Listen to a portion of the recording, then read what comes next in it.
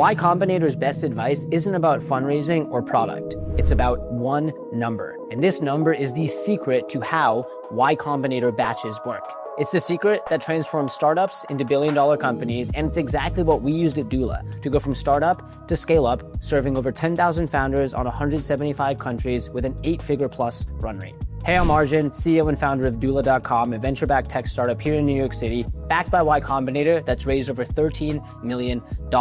Today, I want to share Y Combinator's primary metric framework. When you first get into YC, part of me was imagining maybe there's some secret potion or elixir they make you take, and that's what transforms you into these founders, like Brian Chesky from Airbnb or the Collison brothers from Stripe. The first company that we actually got into YC with didn't work. We shut it down, we pivoted. And the way that we came to this conclusion was every week in YC, you have office hours. So you come into office hours and every person goes around and shares, what is your primary metric? And what are the things you were doing to move that metric this week? So you do this on one week, and then you know what you do the rest of the week, you go out and execute. And then you come back the following week, and what you have to do is share, do you hit your number? If week after week after week, the number isn't moving, you have to question, is your thesis or idea off, or is your execution off? There's nowhere else to look. And that was the wake-up moment for me.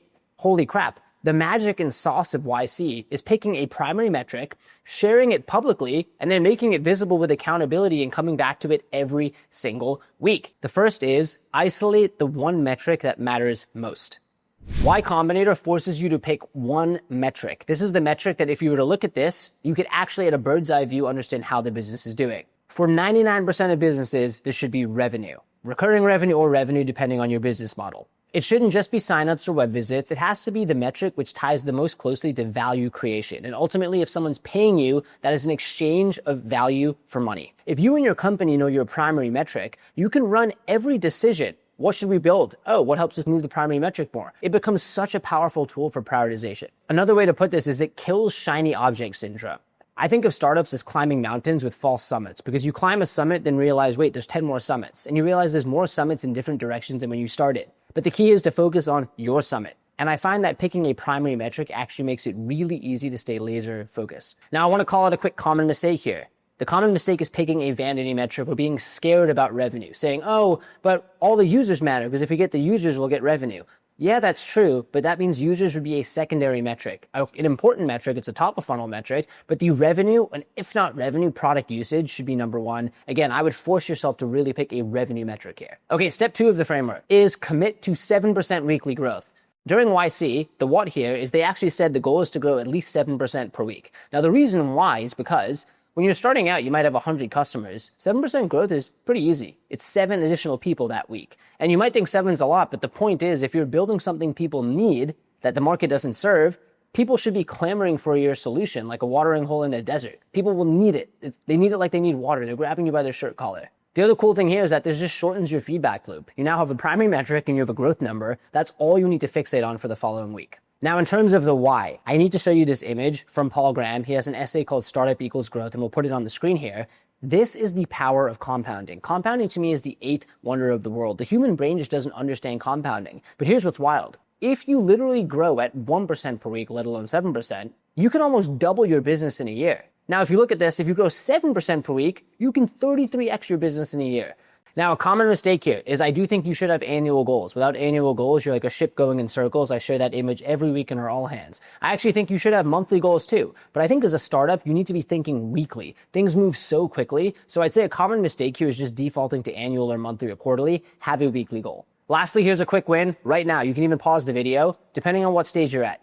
What's your primary metric? Multiply it by 1.07. That's your goal for next week. Do that quick exercise, see what comes out. I challenge you. Are you really focusing on the right things to grow 7% next week? And step 3, I think this is the magic in the framework, installing public accountability. The beauty of office hours and coming every week is there's public accountability. There's no running. There's no hiding. You told this entire group last week, this is my metric and this is what I'm going to do to grow. Now, if you come back and say, well, I tried all the things that we didn't grow, 1, you have to come face the room. And 2, because you're facing the room, you're more likely to do those things. And 3, because you keep coming back and saying things that you're doing and it's not working, you're more likely to truly look in the mirror. Or if things are working, you're more likely to say, hell yeah, let's triple down on what's working. And I think part of the magic of YC, the why of this works, is that you're surrounded by other founders doing the same thing. So you're in the same boat with them, and you see other founders succeeding. It forces you to be more ambitious, to work harder, to work smarter.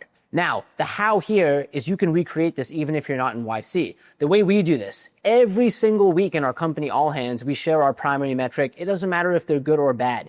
Every week in our leadership syncs and sub-department syncs, we share a scorecard and we look at them, and each lead has to say if their metric is on track or off track. We recreate the YC weekly accountability at all levels of doola. And the reason why is we want to know the score. We want to know how we're doing, and we want that public accountability so that we can force ourselves to actually iterate or course correct if something isn't working. So here's a quick win. If you don't have that weekly cadence, it can be so simple. It could be a Slack message that's sent out each week. If your company doesn't have Slack, no excuses. It could be a text message that's sent out. It could be an email. It could be in your weekly group call. Create some accountability. Don't run from the number, run towards it. It's an incredible forcing function. To recap again, the 3-step framework is identify the one metric that matters, your primary metric. Step 2, commit to 7% weekly growth. Pick that growth number, commit to it. Compounding is the 8th wonder of the world. And number 3, install public accountability. Create that scoreboard. Turn your startup into a game. That is quite literally the framework which we learned during YC. It helped us learn to pivot and shut down the first company. And to this day,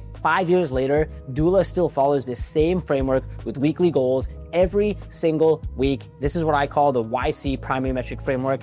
Also, if you yourself are scaling a business, this is why Doola exists, so we can support you. And I'd love to be a small part of the journey. You can check out the link down below. This is where you can schedule a demo with the Doola team where we can help answer any questions about entity formation, bookkeeping, or taxes so you can focus on what you do best, which is growing 7% per week, while Doola handles the rest. Once again, thank you so much for watching. Please like, subscribe, turn on notifications if you found value. I'll see you in the next video.